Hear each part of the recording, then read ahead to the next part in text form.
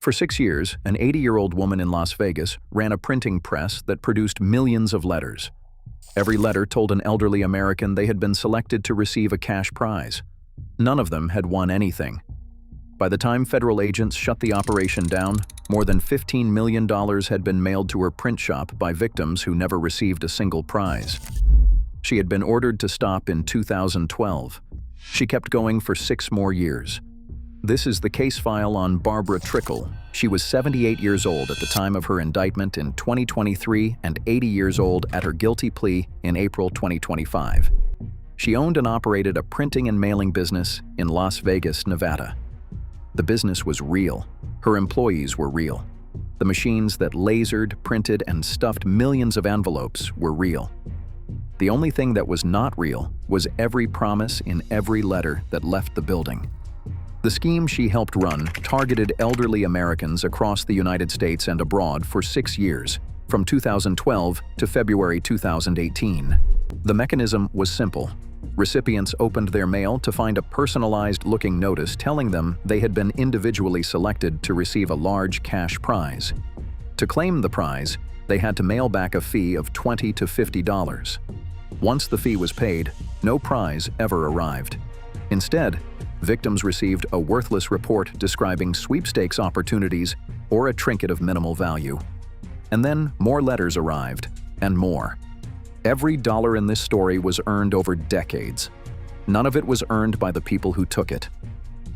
By the time the United States Postal Inspection Service executed search warrants in February 2018, the operation had stolen more than $15 million from thousands of victims, many of whom the Department of Justice described as elderly and vulnerable. What makes the Trickle case different from most fraud prosecutions is when it started. In 2012, one of her co-conspirators had already been ordered to stop sending fraudulent prize notices forever. The cease and desist was permanent. The defendants ignored it for 6 more years. We will get to that.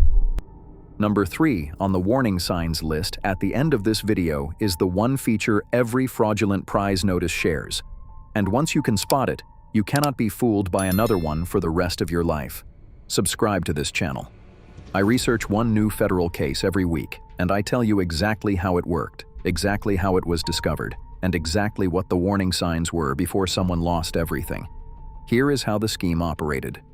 The defendants were 3 people: Kimberly Stamps, 46, of Gilbert, Arizona; John Kyle Muller, 56, of Boulder, Colorado; and Barbara Trickle, 78 at the time of her indictment, of Las Vegas. Stamps and Muller selected the mailing lists, edited the prize notice letters, set the mailing schedules, and processed the victim responses. Trickle owned the print shop. Her employees ran the lasering, printing, and mailing operation. She supervised them. She directed her workers to analyze response data so the scheme could be refined and the most responsive victims could be targeted again. She was paid for her services by her co-conspirators. The mailing lists were not random. They were purchased and rented from list brokers, companies that legally compile and sell consumer mailing lists categorized by demographic, geographic, and behavioral data. The list of names and addresses the conspirators used had a specific filter. The victims they wanted were elderly, lived alone, and had previously responded to sweepstakes or prize-related mailings.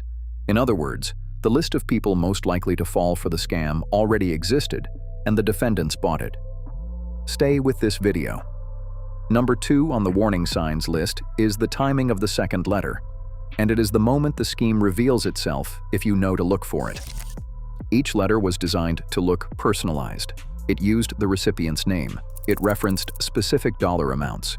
It included urgent language about claim deadlines and confirmation codes. To an elderly recipient opening the mail at a kitchen table, the letter looked real.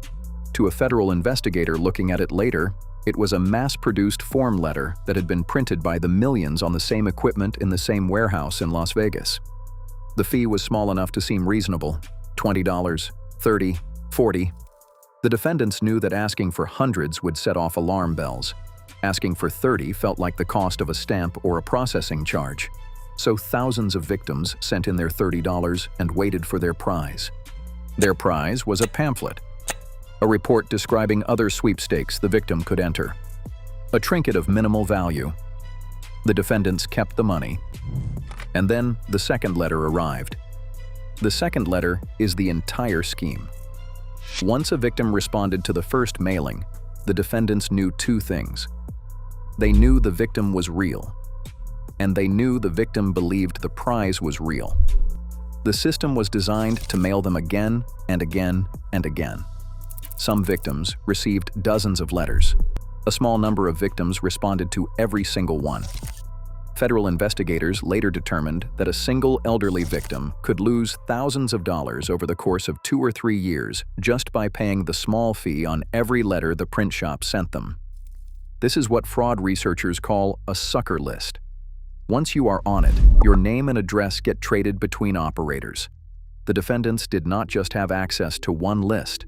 They were creating one. Every victim who responded became a more valuable name on their database than the names they had purchased. In a moment, we get to the document that should have stopped all of this 6 years before the federal raid. Stay with the video. Here is the part of the Trickle case that prosecutors highlighted in their court filings, and the part that distinguishes it from a typical fraud prosecution. In 2012, the United States Postal Service entered into a consent agreement with Kimberly Stamps. The agreement was the result of a previous Postal Service investigation into fraudulent mass mailing schemes she had been operating. The agreement was simple in its terms. Stamps, and anyone working with her, was permanently barred from mailing fraudulent prize notices. The order was final. 3 months after the order was entered, the indictment alleges, Stamps began conspiring with Mueller and Trickle to operate the exact scheme she had been barred from operating. The cease-and-desist order was a federal document. The defendants knew what it said. They continued anyway. From 2012 to February 2018, 6 full years, they violated it daily. Every letter that left the print shop was an act of contempt against a federal order. The men and women who fall victim to schemes like this one are not stupid. They are not careless. They are people who grew up in a country where a letter in the mail meant something, where companies had return addresses you could trust, where the United States Postal Service was an institution whose name carried weight. The defendants understood that. The entire scheme depended on the victim's trust in physical mail as a serious form of communication. The letters looked official because the victims were of a generation that still treated official-looking letters as worth opening. That trust is exactly what the defendants weaponized for 6 years while operating in violation of a federal order. The fraud was not just against the victims, it was against the postal system itself. If these are landing for you, I have built a free one-page guide called the Senior Scam Warning Sheet, the most common patterns federal investigators see in elder fraud cases, in one place. The link is in the description of this video. There is no charge and no email required to read it. We will keep going. In February 2018, after years of victim complaints and tracking by the United States Postal Inspection Service, federal agents executed multiple search warrants on the locations associated with the scheme. The Department of Justice obtained a court order shutting down the operation. The print shop in Las Vegas stopped running. The fraudulent letters stopped arriving in mailboxes across the country. But the case was only beginning. The investigation took 5 years. Federal prosecutors built the conspiracy case carefully, tracing the financial flows, documenting the mailing list purchases, interviewing victims across multiple states, and gathering the evidence required to prove that Trickle and her co-conspirators had knowingly violated a federal order for 6 years. In February 2023, a federal grand jury in Las Vegas returned an indictment charging Kimberly Stamps, John Kyle Mueller, and Barbara Trickle with conspiracy to commit mail fraud, conspiracy to commit wire fraud, and multiple counts of mail fraud and wire fraud. Each count carried a maximum sentence of 20 years in prison and a minimum fine of $250,000. 2 more years passed before the resolution. On April 28, 2025, Barbara Trickle, now 80 years old, walked into a federal courtroom and pleaded guilty to conspiracy to commit mail and wire fraud. The acting Assistant Attorney General of the Justice Department's Civil Division said the Consumer Protection Branch was committed to protecting elderly consumers from fraudulent mass mailing schemes. Stay with me. because what comes next is the part of this video most useful to anyone watching. We are about to walk through the 3 warning signs every elderly recipient of a prize notice should know. The same 3 signs the victims in this case missed. But first, the number that matters more than $15 million. 13 years. 13 years from the 2012 cease-and-desist order to the 2025 guilty plea. 13 years during which an 80-year-old woman in Las Vegas was either knowingly running or knowingly involved with a federal mail fraud conspiracy. The federal system worked. It worked slowly, and tens of thousands of victims paid the price in the years it took. But it worked. Here are the 3 warning signs. Warning sign number 3. Every legitimate prize, sweepstakes, or contest in the United States is required by federal law to be free to claim. Federal law prohibits requiring a purchase or payment of any kind to enter or win a sweepstakes. Any letter, email, or phone call that asks you to pay any amount to receive a prize is a scam. Not might be a scam, is a scam. The Federal Trade Commission has stated this position in writing for decades. The dollar amount does not matter. $20, $3. The very moment the word fee appears next to the word prize, the letter is fraudulent. Full stop. Warning sign number 2. Personalized form letters are the entire scheme. A legitimate notification from a real company would arrive on company letterhead, would reference a specific entry or transaction, and would never require a payment to claim the result. The letters in the Trickle case looked personalized. They used the recipient's name, included specific-looking dollar amounts and codes, and were written in the second person. But they were mass-produced form letters mailed in the millions. The personalization was a printing technique. The names came from a purchased mailing list. If you have not entered a specific contest from a specific company that you can independently verify, no contest has selected you. Warning sign number 1. The second letter is the warning. If you respond to the first letter and receive a second letter days or weeks later, and especially if the second letter offers another opportunity, another prize, another fee, that is the moment you know without question that you are being targeted.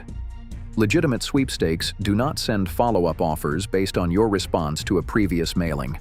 Fraudulent operations do exactly that because they are designed to maximize what they can extract from every confirmed responder. If a second letter has arrived, stop opening them, save them. Take them to your local post office and ask to speak with a postal inspector. The United States Postal Inspection Service is the federal agency that investigates mail fraud. They take elderly victims seriously, and they treated the Trickle case as a major prosecution. Their hotline is open. If you want the full collection of warning signs for the most common fraud patterns targeting Americans over 55, prize notices, romance scams, grandparent scams, tech support scams, caregiver theft, that one-page senior scam warning sheet is in the description below. Free to download, no email required. If you would like to be the first to hear about new cases as I research them, subscribe to this channel and turn on notifications. I cover one new federal case every week, and I show you exactly how it worked, exactly how the victims were found, and exactly what the warning signs were before they lost everything. For 13 years, an 80-year-old woman ran a print shop in Las Vegas that helped steal more than $15 million from elderly Americans across the country. She had been ordered to stop in 2012. She did not stop until federal agents physically forced her to in 2018. She did not face consequences until 2025. The victims she helped defraud over those 13 years never received a prize. They received pamphlets, trinkets, and more letters asking for more money. Has someone in your family ever received a letter like the ones in this case? A notice telling them they had won a prize they did not enter? Tell me below, and tell me what state. I want to know where these mailings landed hardest and which scam patterns are still active in 2026. This was the case file on Barbara Trickle, on record.